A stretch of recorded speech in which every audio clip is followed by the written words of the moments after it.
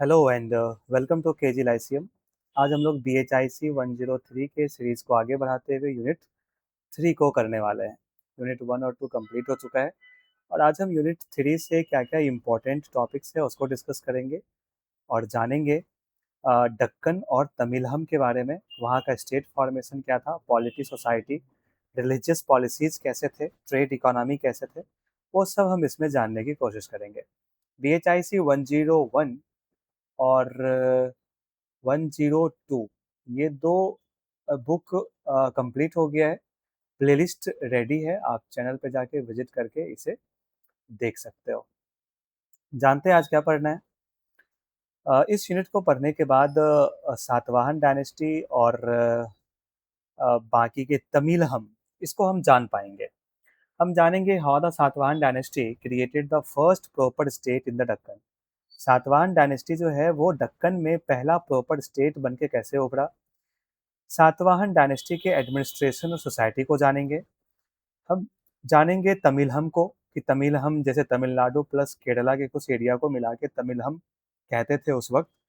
और वहाँ पे जानेंगे 5 इकोलॉजिकल जोन जिसको तिनईज कहते थे और अलग अलग तिनईज का क्या क्या वर्क था और क्या नाम दिया गया टोपोग्राफी का, वो सब हम जानेंगे। और बाकी के जो तमिलहम में डिफरेंट लेवल ऑफ चीफ थे जो पूरी तरीके से राजा तो नहीं थे लेकिन कंट्रोल कर रहे थे एज ए चीफ, उसको भी हम जानने की कोशिश करेंगे। तो इसमें दो डायनेस्टी हम पढ़ते हैं। सबसे पहला तो इम्पोर्टेंट हम लोग पढ़ लेंगे सातवाहन, ठीक। और दूसरा हम लोग पढ़ेंगे तमिलहम। तमिलहम पढ़ेंगे। सातवाहन में एक फुल फ्लेज्ड डायनेस्टी थी ये। यहाँ पे किंग, उसके एडमिनिस्ट्रेशंस, उसके आर्मी, ट्रेड वगैरह सब कुछ देखने को मिलता है। और फिर आता है तमिलहम। तमिलहम पूरी तरीके से स्टेट कंट्रोल तो नहीं था लेकिन यहाँ पे हम देखते हैं कि जो चीफ थे वो चीफ एक फैमिली ग्रुप होते थे, क्लैन होते थे जो कि पूरे के पूरे एरिया को कवर कर रहे थे। ये हर एक चीज को हम यहाँ पे जानेंगे। तो नॉर्थ इंडिया में हम लोग जब सेकेंड यूनिट कवर कर रहे थे, फर्स्ट और सेकेंड, तो उसमें हम लोग देखे थे कि ढेर सारे रीजनल पावर्स का उदय हुआ, रोज हुआ, राइज हुआ सबका। दक्कन में उसी तरीके से सातवाहन आया और तमिलहम हमें देखने को मिलता है। और ये सब हमें फर्स्ट सेंचुरी BCE के आसपास देखने को मिलता है। सातवाहन पहला ऑर्गेनाइज्ड स्टेट था, तमिलहम जो है वो पूरी तरीके से स्टेट नहीं था लेकिन हम कह सकते हैं कि ये एक चिफडम्स के द्वारा रूल किया जा रहा था। अब यहाँ पे कंफ्यूजन आएगा कि सातवाहन एक स्टेट था लेकिन तमिलहम ये स्टेट नहीं था। तो क्या डिफरेंस है इसमें, स्टेट और चिफडम में क्या इंपॉर्टेंस है, क्या डिफरेंसेस हैं, वो हम जाने। तो स्टेट जो होता है वो सेंट्रल कंट्रोल होता है, किंग सेंटर में होता है और उसके हाथ में पूरा कंट्रोल होता है पूरे के पूरे टेरिटरी का। वो टैक्स को रेगुलेट कर सकते हैं, अपना स्टैंडिंग आर्मी रख सकते हैं, अपने ऑफिशियल्स जिसको ब्यूरोक्रेसी कहते हैं वो रख सकते हैं और उसके जरिए पूरे कंट्रोल और एडमिनिस्टर कर सकते हैं अपने पूरे के पूरे टेरिटरी को, अपने के पूरे राज्य को। लेकिन चिफडम ऐसा नहीं था, वो थोड़ा लिबरल होता है। यहाँ पे कोई राजा नहीं होते, क्लैन होते हैं। हाँ, जो कि उस एरिया के आप कह सकते हैं कि बड़े बड़े गांव हैं ये, और वहाँ के जो बिग फैमिली है वो उस गांव के हेड होते हैं और उनके द्वारा इसको कंट्रोल किया जाता है।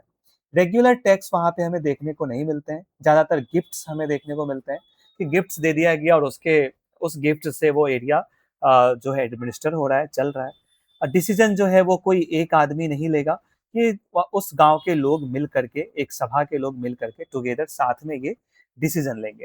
तो ये होता है स्टेट और चिफडम के बीच अंतर।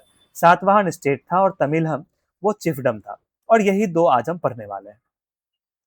सोर्सेज क्या है जो हम यहाँ से जानेंगे कि हमें सातवाहन और तमिलहम के बारे में कहाँ से पता लगता है। तो एक है पुराण। पुराण से हम जान लेते हैं लिस्ट ऑफ किंग्स, कौन कौन से राजा थे। कॉइन हमें सोर्स बताता है सातवाहन के बारे में, तमिलहम के बारे में। ढेर सारे इंस्क्रिप्शंस हैं जिसमें कि बुद्धिस्ट केव है नासिक में, वहाँ पे इंस्क्रिप्शंस गढ़े हुए हैं। वो बाकी के record, gift by kings, queens, ये सब के जरिए जो इंस्क्रिप्शंस लिखे गए थे वहां से हमें ये पता लगता है सातवाहन के बारे में। और अर्लीस्ट सातवाहन रिकॉर्ड भी कुछ हैं जो महाराष्ट्र में, नासिक में हमें देखने को मिलता है। वहां से भी हमें सोर्सेज मिलते हैं और सातवाहन के बारे में, तमिलहम के बारे में कुछ जानकारियां हमें वहां से मिल जाती है जहाँ से हम ऑथराइज कर पाते हैं कि उस वक्त कैसा सोसाइटी, इकोनॉमी, एडमिनिस्ट्रेशन, ट्रेड ये सब रहा होगा। अब हम जानते हैं स्टेट फॉर्मेशन क्या होता है। एक स्टेट होता है control a territory better when population grows. एक स्टेट बनता है जब मानिए कोई एरिया है, इस एरिया में पॉपुलेशन जो है वो पहले कम था, तो नॉर्मल तरीके से ये कंट्रोल हो जा रहा था। लेकिन एकाएक क्या होता है, पॉपुलेशन ग्रो होता है पूरे के पूरे एरिया में, तो इसको संभालने के लिए एक सेंट्रलाइज्ड पावर की जरूरत हो जाती है। तो वो टेरिटरी को कंट्रोल करते हैं और लोगों पे रूल करते हैं। इसके पास अपना क्लियर टेरिटरी होता है कि इसके बियॉन्ड हम नहीं जाएंगे, इस पूरे एरिया तक हमारा अधिकार है और यहाँ का सारा एडमिनिस्ट्रेशन, पॉलिटी, यहाँ का इकोनॉमी, यहाँ का ट्रेड, ये सब चीज हम इस पूरे एरिया के अंदर ही देखेंगे, इससे बाहर नहीं देखेंगे। तो क्लियर टेरिटरी डिफाइंड होता है स्टेट का। इसके ऑफिशियल्स होते हैं जिनको ब्यूरोक्रेट कहते हैं। वो ब्यूरोक्रेट्स जो हैं वो कंट्रोल करते हैं इस एरिया को। इवन टैक्सेस को भी वो कंट्रोल करते हैं। रेगुलर आर्मी होता है जो लॉ एंड ऑर्डर को मेंटेन करता है। और ये सब चीज़ इंपॉर्टेंट है। लेकिन फिर बात आती है ट्रैवल सोसाइटी की। तो ट्रैवल सोसाइटी में वो एक स्टेट नहीं है, वहाँ पे क्लैन रूल बेस्ड होता है। जो विलेज के हेड मैन होते हैं वो उसको क्या करते हैं, कंट्रोल करते हैं। लॉयलिटी यहाँ मायने रखता है एक ट्रैवल सोसाइटी को चलाने में। स्टेट के सेंट्रलाइज्ड कंट्रोल से ज्यादा यहाँ लोगों के द्वारा डिसीजन लिया जाता है। फिर भी स्टेट बनने के पीछे का रीजन यही है कि trade and town, population pressure बढ़ जाना, कन्क्वेस्ट, ढेर सारे युद्ध एक दूसरे से होना। तो एक स्टेट जो होता है वो एक सही तरीके से पूरे के पूरे टेरिटरी को रेगुलेट कर पाता है, ठीक। और इस हिसाब से हम स्टेट बनाने का एक रीजन ये दे सकते हैं। नेक्स्ट हम देखते हैं कि सातवाहन डायनेस्टी आने से पहले का बैकग्राउंड क्या है, एंटीसीडेंट क्या है। तो वेस्टर्न दक्कन था, ईस्टर्न दक्कन था। वेस्टर्न दक्कन में चैल्कोलिथिक विलेजेस हमें देखे जा रहे थे। ईस्टर्न दक्कन में हमें आयरन यूजिंग पीपल मिल रहे थे जो आयरन का यूज करते थे। ये टाइम पीरियड है, इसी टाइम पीरियड में ये चल रहा था। कुछ ट्राइब्स भी मेंशन किए गए थे सातवाहन डायनेस्टी के आने से पहले। इवन जो तमिलहम है उसके वो बनने से पहले कुछ ट्राइब्स भी इस एरिया में दिखे और इनका जिक्र एपिक में है, पुराण में है, अशोक के इंस्क्रिप्शन में है। कुछ ट्राइब्स का इंपॉर्टेंट अगर नाम देखें तो आंध्राज ये ट्राइब थे, सवाराज ये भी ट्राइब थे और पुलिंदास, ये तीन इंपॉर्टेंट ट्राइब्स थे जो उस एरिया में, उस रीजन में रिसाइड कर रहे थे। इवन मौर्य भी इस एरिया में, दक्कन में आते रहते थे। वहां पे गोल्ड, डायमंड, जेम्स ये सब के लिए एक रूट बना हुआ था, ये मार्केट टाउन बना हुआ था जहाँ पे आना जाना लगा रहता था। लोकल चीफ्स वहां पे थे जिनको महारथी कहते थे। महारथी से सातवाहन का एक मैरिज रिलेशन भी रहता था सातवाहन का। और सातवाहन यहीं से ग्रो करता है और एक पहला फर्स्ट स्टेट बनाता है। तो ये सारे सिनारियो थे जब सातवाहन का उदय नहीं हुआ था, जब तमिलहम नहीं बना था। तो उससे पहले किस तरीके की सोसाइटी वहां पे थी दक्कन में, वो हम सब देख रहे हैं। यहाँ पे मैप है, जोग्राफिकल बैकग्राउंड अगर आप देखें तो ये आप इस एरिया में आप देखेंगे यहाँ सातवाहन है, यहाँ पे तमिलहम है। ये दो हम आज पढ़ रहे हैं। इसके आसपास अगर आप देखेंगे तो यहाँ पे शक क्षत्रप है। शक क्षत्रप के बारे में हम लोग यूनिट 2 में पढ़े हुए थे, वो यहाँ है। और तमिलहम जो है, ये तमिलहम पूरे के पूरे इस रीजन को कंट्रोल किया हुआ था, जिसमें कि चेर थे, चोल और पांड्या, ठीक। ये सब हमें यहाँ पे देखने को मिल जाते हैं। तो कायदे से एक इस एरिया को आज हम पढ़ रहे हैं और दूसरे इस एरिया को हम यहाँ पे पढ़ रहे हैं, ठीक। तो दक्कन आप ज्योग्राफिकल बैकग्राउंड आप देख लिए कि कहाँ कहाँ के बारे में, किस किस रीजन को हम यहाँ पे स्टडी करने के लिए स्टडी करने जा रहे हैं और किस किस एरिया को हम देख रहे हैं, ठीक। तो दक्कन की बात अगर करें तो दक्कन में आपको प्लेट्यू है, ये आपका प्लेट्यू रीजन है। पूरे के पूरे ये एरिया इस तरीके से प्लेट्यू रीजन है। और इसके बाद जो कुछ एरिया है वो प्लेन है। ये जितना भी ब्लू में मार्क किया गया है ये सारे के सारे ये प्लेन एरियाज हैं, ठीक। आंध्र कोस्ट यानी कि ये जो कोस्ट आप देख रहे हैं ये कोस्ट ज़्यादा वाइडर है और ज़्यादा फर्टाइल है यहाँ पे। तो इस एरिया में हमें ज़्यादा कंट्रोल देखने को मिलता है in comparison to west coast. ये उतना चौड़ा नहीं है, ये थोड़ा सकरा है। गोदावरी, कृष्णा और महानदी ये सारे रिवर्स हमें इस एरिया में देखने को मिल जाते हैं आंध्र वाले रीजन में, ठीक। ये इसका जोग्राफिकल बैकग्राउंड है। जो यहाँ पे एक रिच रिसोर्स भी हमें इस वजह से देखने को मिलता है। एग्रीकल्चर अच्छा दिखता है, मिनरल्स हमें यहाँ पे अच्छे खासे मिल जाते हैं और यही सब रीज़न हुआ करता था। ये सी कोस्ट तो है ही यहाँ पे, समुद्री जो व्यापार है वो इस एरिया से होता था। इस वजह से कन्क्वेस्ट भी एक दूसरे राज्य के बीच इसके कंट्रोल के लिए कन्क्वेस्ट होता रहता था। अब सातवाहन डायनेस्टी के बारे में थोड़ा जानते हैं। सातवाहन डायनेस्टी के जो फाउंडर थे वो सिमुक थे। इनके ब्रदर कान्हा थे जिनको कृष्णा भी कहते हैं। नासिक इंस्क्रिप्शन में इनका जिक्र है। क्वीन नयानिका काफी फेमस है जो कि सतकर्णी की वाइफ थी और ये नानाघाट इंस्क्रिप्शन भी लिखी थी जिसमें सातवाहन के बारे में हमें रिच सोर्सेज मिल जाते हैं सातवाहन डायनेस्टी को अच्छे से जानने का। जो ग्रेटेस्ट रूलर थे सातवाहन डायनेस्टी के वो गौतमीपुत्र सतकर्णी थे। गौतमीपुत्र सतकर्णी जो कि वेस्टर्न क्षत्रप, जो आप यहाँ पे देखोगे, यहाँ मैप में आपको दिख जाएगा वेस्टर्न क्षत्रप कहाँ है। जैसे इस रीजन में आप देख पा रहे हो यहाँ पे सातवाहन है, ठीक। यहाँ पे सातवाहन है, ये सातवाहन का एरिया या वेस्टर्न क्षत्रप है। तो गौतमीपुत्र सतकर्णी ने इस वेस्टर्न क्षत्रप को क्या किया था, डिफीट किया था, ठीक। तो वो यहाँ पे कहा जा रहा है कि गौतमीपुत्र सतकर्णी ग्रेटेस्ट रूलर थे। इन्होंने वेस्टर्न क्षत्रप को हराया था और इसका जिक्र इसके बाद ये नहापना अपना टाइटल भी लगते हैं। ये रिस्टोर करते हैं पूरे के पूरे सातवाहन ग्लोरी को, यानी कि इज्जत देते हैं पूरे के पूरे सातवाहन डायनेस्टी को, ठीक। इस इन्होंने नहापना कॉइन भी यहाँ पे कंस्ट्रक्ट किया था। ये नहापना जो वहाँ वेस्टर्न क्षत्रप थे, जो नहापना थे वेस्टर्न क्षत्रप के मेजर रूलर, उनको गौतमीपुत्र सतकर्णी ने डिफीट किया था। और नहापना का जो सिक्का था उस पे फिर ये काउंटर स्ट्रक कराए थे, यानी कि नहापना का जो कॉइन वेस्टर्न क्षत्रप वाले एरिया में चल रहा था, उस कॉइन पे ये अपना नाम डलवाते हैं, जिसको काउंटर स्ट्रक हम लोग कहते हैं। और फॉरेन ट्रेड पोर्ट को भी इन्होंने भी कंट्रोल किया, जिसमें से मेजर है, कल्याण कोस्ट है, भरूच कोस्ट है। तो ये सब को ये कंट्रोल करके रखे हुए थे गौतमीपुत्र सतकर्णी। तो गौतमीपुत्र सतकर्णी ने काफ़ी मेजर मेजर डिसीजंस लिए, मेजर मेजर इनका अचीवमेंट रहा था, जिस वजह से ये ग्रेटेस्ट रूलर सातवाहन डायनेस्टी के कहलाते हैं। उसके बाद इनके सक्सेसर्स आते हैं, जैसे पुलुमवी, पुलुमई भी कहते हैं। इन्होंने कंसोलिडेट किया पावर को और भी विस्तार करने का काम किया दक्कन में। इवन ईस्टर्न दक्कन तक इनका पहुंच बन चुका था। लास्ट इंपॉर्टेंट रूलर जो सातवाहन डायनेस्टी का था वो था यज्ञश्री सतकर्णी। हाँ, इसके बाद किंगडम स्प्लिट हो गया और छोटे छोटे टुकड़ों में ये बट गया और वीक हो गया। हाँ, बाद में सातवाहन का जो कॉइन है वो बाइलिंगुअल हमें दिखता है, यानी सातवाहन का जो कॉइन था उस पे हमें प्राकृत लैंग्वेज हमें यहाँ देखने को मिलता है। साउथ इंडियन लैंग्वेज भी हमें यहाँ देखने को मिलता है। साउथ इंडियन लैंग्वेज में मेजॉरिटी ऑफ लैंग्वेज तमिल और तेलुगु कॉइन पे लिखा जाता था।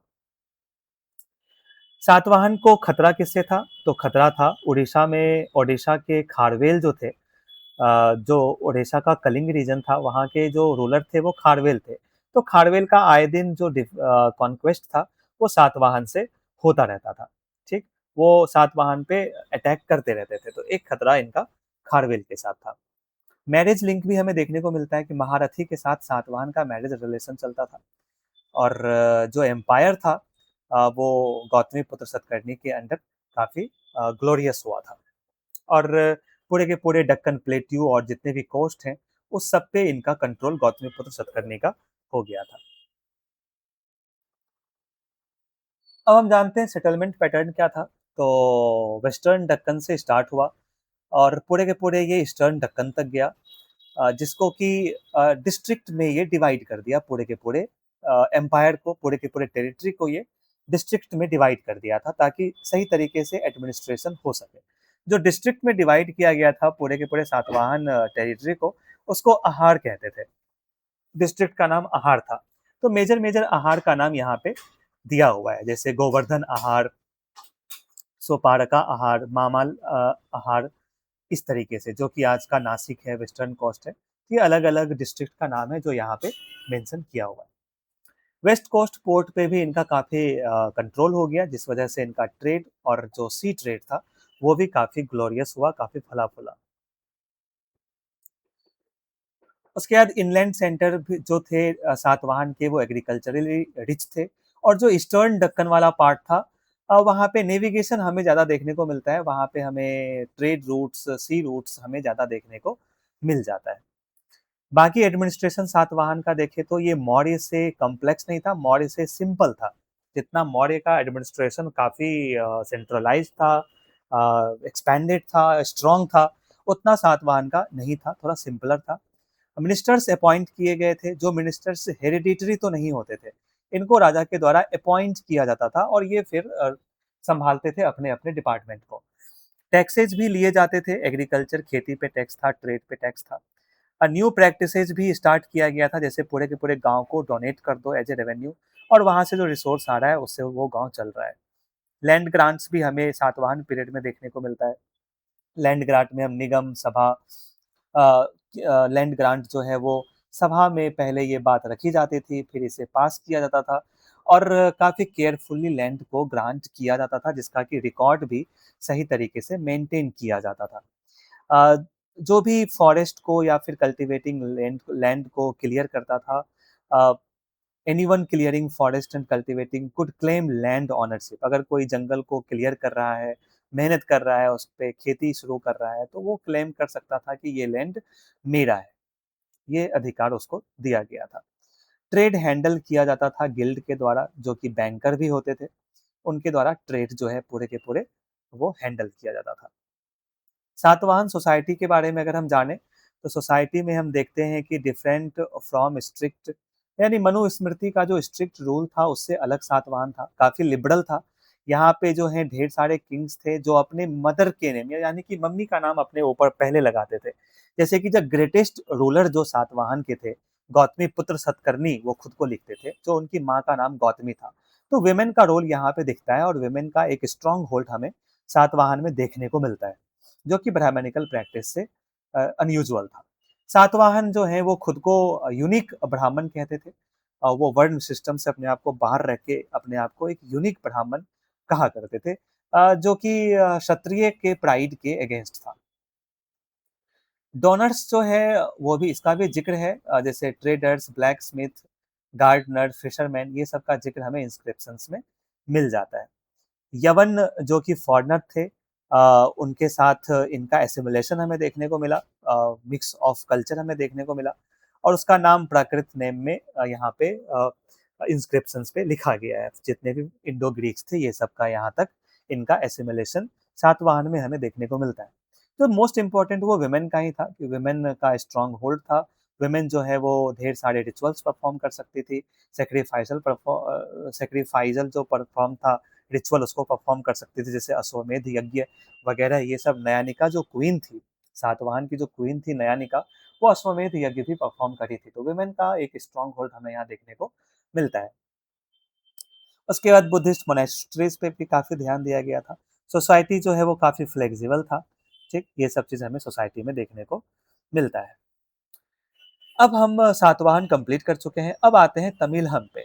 जब हम बात तमिलहम की करते हैं तो ये एरिया तमिलहम की है, जिसमें कि तमिलनाडु और केरल का एरिया हमें देखने को मिलता है। और तमिलहम में कुछ 3 छोटे-छोटे चिफ्टम हमें देखने को मिलते हैं जो काफ़ी मजबूत थे, वो है चेर, चोल और पांड्या। ये सब मिल कर के इस एरिया को कंट्रोल कर रहे थे।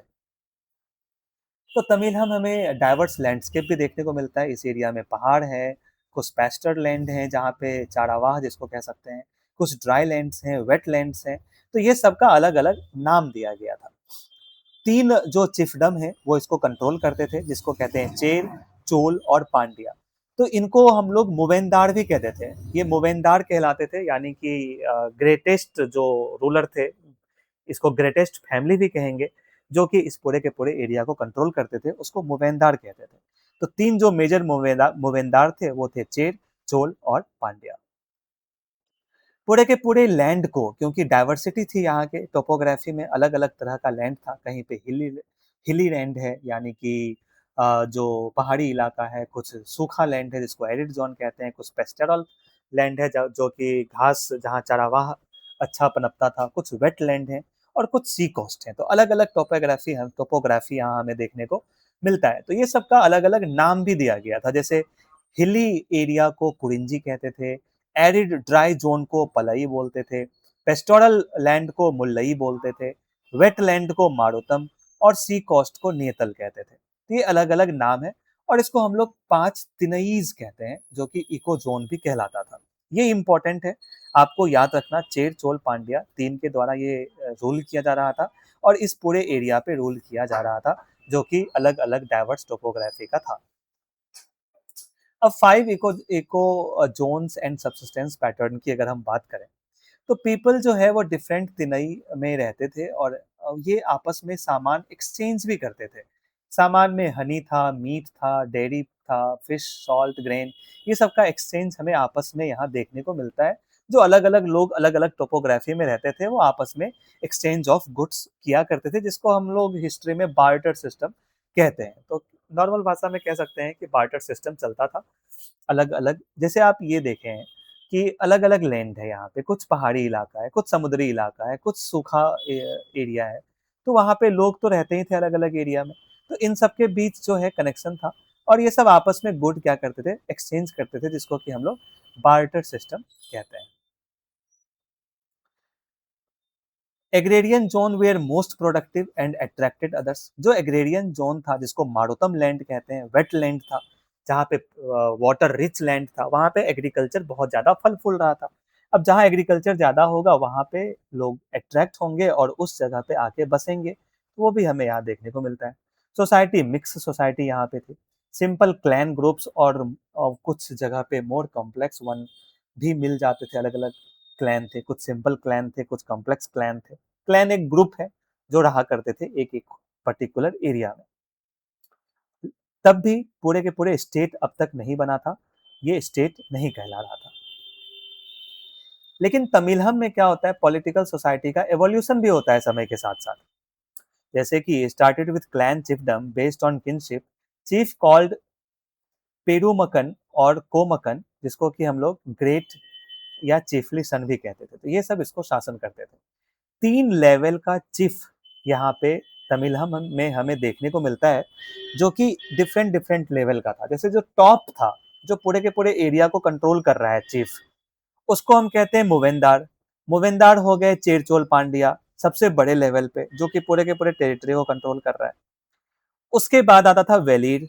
वेलीर जो है वो मुवेंदार से लोअर पोजीशन पे होता था, जिसको बिगर चीफ कहते थे। इसको बिगेस्ट नहीं कहते थे, बिगर कहते थे, क्योंकि बिगेस्ट चीफ तो चेरचोल पांड्या थे, जिसको जिसको कि हम लोग मुवेंदार कहते हैं। वो कंट्रोल करते थे पूरे के पूरे एरिया को। फिर वेलीर आते हैं, जिसको बिगर चीफ कहते हैं। इसमें मोस्टली हिली चीफ, हंटर चीफ, ये सब हमें देखने को मिलता है। कंट्रोल्ड स्ट्रेटेजिक प्लेसेस, जैसे हिल को ये कंट्रोल कर रहा है, कोई किसी पोर्ट को कंट्रोल कर रहा है। पूरे के पूरे बड़े एरिया को ये कंट्रोल नहीं कर रहा था। इससे भी नीचे आता है स्मॉल चीफ, और स्मॉल चीफ को कहते हैं किजड़। तो ये किजड़ जो थे, इनको हम लोग उर भी कहते हैं, जो कि एक गांव के हेड होते थे ओनली, और वो गांव को कंट्रोल करते थे। तो 3 लेवल था, जो 3 लेवल मिल करके पूरे एरिया को कंट्रोल कर रहे थे। उसके साथ साथ हमें तमिलहम में प्लंडर देखने को मिलता है, बूटी रिडिस्ट्रीब्यूशन देखने को मिलता है। प्लंडर यानी कि कुछ ट्रैवल ग्रुप निकले और किसी दूसरे एरिया पे अटैक किए, वहां पे धन दौलत को ये लूट लिए। लूट करके जो लूट का सामान था, उसको बूटी कहते हैं, और वो बूटी को रिडिस्ट्रीब्यूट कर दिया गया अपने राज्य में। तो ये काम जो है हमें चेर चोल पांड्या में, तमिलहम में देखने को मिलता है। Chief raided each other. Even जो चीफ होते थे, वो एक दूसरे के अगेंस्ट भी रेड प्रोग्राम चलाते थे, कैंपेन चलाते थे। किस चीज को रेड करते थे? तो कैटल रेड करते थे, जो गाय भैंस पालतू जानवर होते थे, उसको लूटता लूटा जाता था। ग्रेन लूटा जाता था, एलिफेंट्स, हॉर्सेस, गोल्ड इटीसी, ये सबको लूटा जाता था। और फिर जो बूटी होता था, जो लूट का सामान होता था, उसको रिडिस्ट्रीब्यूट अपनों में कर दिया जाता था। तो रिडिस्ट्रीब्यूट कहाँ किया जाता था? वॉरियर्स में किया जाता था, बार्ड्स में, किंग्समैन में, सबको रिडिस्ट्रीब्यूट कर दिया जाता था। सैलरी नहीं दे करके जो लूट का सामान था वही बांट दिया जाता था इन सब में। कोडई कहते हैं, जो गिफ्ट होता था उसको कोडई कहते थे। Was the chiefs most important duty. ये गिफ्ट देना जेनरसिटी कहलाता था। जो चीफ गिफ्ट देते थे, उनको जेनरस चीफ कहा जाता था। Local resources were not enough, या क्योंकि इन लोगों के पास जो लोकल अपना रिसोर्स था, वो ज्यादा नहीं था भरण पोषण के लिए, इसलिए प्लंडरिंग जो है वो नेसेसरी हो जाता था। तो मुवेंदार, जैसे कि चेर चोल पांड्या, जो बिगेस्ट चीफ थे, जो पूरे के पूरे एरिया को कंट्रोल कर रहे थे, उन वो सबसे ज्यादा मजबूत थे यहाँ पे। दे ट्राई टू कंट्रोल वेलीर, जो उससे कम था उसको वो कंट्रोल करने की कोशिश करते थे। और विलेज चीफ जो किजर होता था, तो वेलीर और किजर ये सबको ये कंट्रोल करने का काम करते थे मूवेंदार। और मूवेंदार ही थे चेर, चोल और पांड्या, यानी कि बिगेस्ट चीफ ये कहलाते थे। खुद का स्टैंडिंग आर्मी नहीं, रेगुलर टैक्स नहीं, फिर भी ये लूट का सामान आपस में बांटते थे। और एक जेनरोसिटी इन लोगों के बीच हमें देखने को मिल जाता है। डे टू डे अफेयर्स की बात करें, हम डे टू डे अफेयर्स की बात करें तो असेंबली ऑफ एल्डर्स एट मनडम, पोडियली, ये सब यहाँ हमें देखने को मिलता है। Chief had a council, chief के पास अपना एक काउंसिल था जिसको एवई कहते हैं, और एवई के द्वारा डिसीजन लिया जाता था। तो ये सारे के सारे जो लेक्चर हैं वो यूनिट 3 में हम लोग देखे, और यूनिट 3 में हम सातवाहन को पढ़े और तमिलहम को पढ़े। समरी में अगर हम देखें तो हम दक्कन में सातवाहन को पढ़ रहे थे, जो कि पहला मेजर फर्स्ट स्टेट था। ये फुल फ्लेजेड स्टेट था जिसके पास खुद का स्टैंडिंग आर्मी था, एडमिनिस्ट्रेशन था, ब्यूरोक्रेट्स थे, और उसके द्वारा ये रूल कर रहे थे। दूसरा हम तमिलहम देखे, जो कि स्ट्रॉन्गेस्ट चीफ के द्वारा इसको रूल किया जा रहा था, चाहे जैसे कि चेर चोल पांड्या के द्वारा, जिसको मूवेंदार कहते थे। ठीक, 5 जोन में ये तमिलहम बटा हुआ था। वो पांचों अलग अलग टोपोग्राफी थे, वो सब हम लोगों ने यहाँ पे डिस्कस करा। ठीक, plunder red plus gift giving, ये सब हमें तमिलहम में देखने को मिलता है। तो आज के लेक्चर में इतना ही था, मिलते हैं नेक्स्ट यूनिट में। Thank you.